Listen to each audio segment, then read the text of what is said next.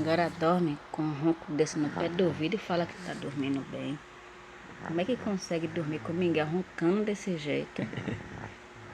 Tá brabo, viu? Essa situação. O menino ronca que é uma beleza. Tanto ronca quanto baba pra ir.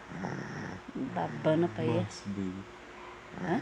A baba escorrendo. Crendo Deus, pai de babando meu travesseiro todo, velho. Sai pegar um. Tá brabo.